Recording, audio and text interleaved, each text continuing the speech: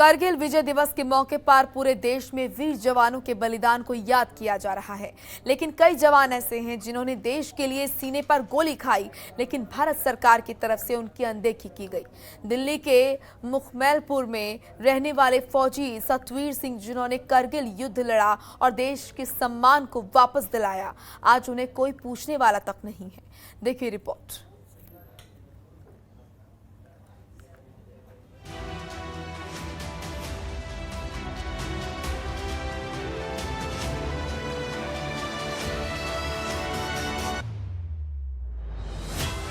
करगिल युद्ध में भारत को मिली जीत के 22 साल पूरे होने की खुशी पूरे देश में मनाई जा रही है। ये दिन भारतीयों के लिए बेहद खास है। ये दिन पाकिस्तान के धोखे और भारतीय सैनिकों के शौर्य की गाथा, बलिदान का प्रतीक है।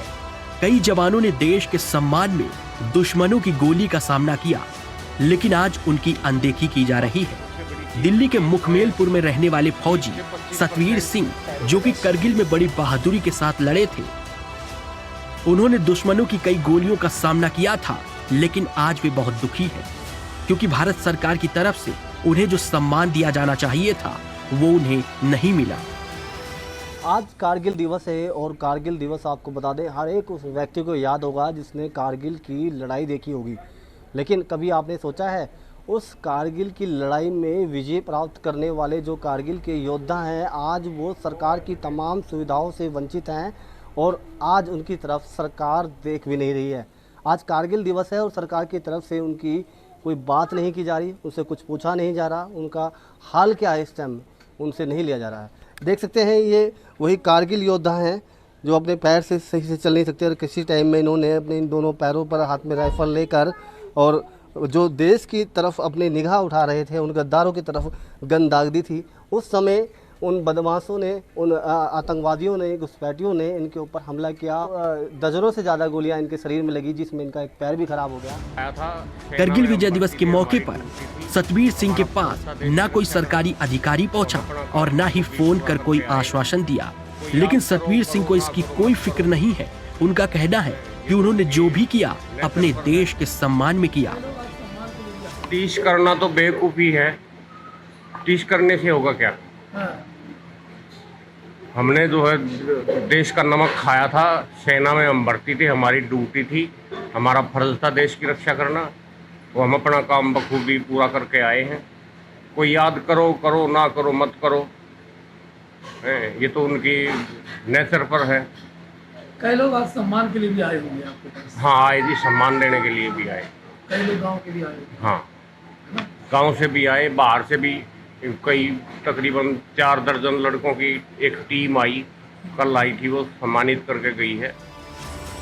करगिल विजय दिवस के मौके पर समाज सेवी हरपाल सिंह राणा और उनके कई साथी सतवीर सिंह के घर पहुंचे। उन्होंने करगिल योद्धा को सम्मान दिया और उनका आत्मविश्वास भी बढ़ाया। वहीं कितनी बहादुरी के साथ सतवीर सिंह ने करगिल के युद्ध में दुश्मनों को धूल चटाई थी, इसकी गाथा भी उन्होंने सुनाई। उनको भी गोलियां मार करके उनको गिराया है, वो भी देखा है, और जिस प्रकार से वहाँ अंधाधुंध गोला बारूद चल रहा था वो भी देखा है, बर्फ में आग लगी हुई देखी है। इस दौरान उनकी आंखों के सामने उनके साथियों के शहीद होने का मंजर भी आ गया। उन्होंने बताया कि गोलियों की गड़गड़ाहट से पूरा करगिल इलाका गूंज रहा था। करगिल युद्ध में फौजी सतवीर सिंह को दर्जनों गोलियां लगी थी।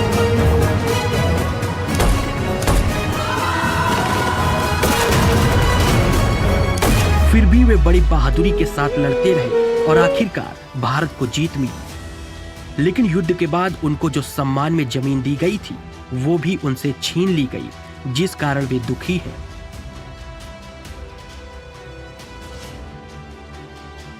जिस फौजी ने देश की खातिर अपनी जान हथेली पर लड़कर घुसपैठियों को धूल चटाई और अपने हौसले से भारतीय सेना को कमजोर नहीं होने दिया, आज उसका मनोबल भारत सरकार की गलत नीतियों के चलते टूटता हुआ नजर आ रहा है। जरूरत है सरकार ऐसे सैनिकों का हमेशा मनोबल बढ़ाए। जनतंत्र टीवी के लिए दिल्ली से नसीम अहमद की रिपोर्ट।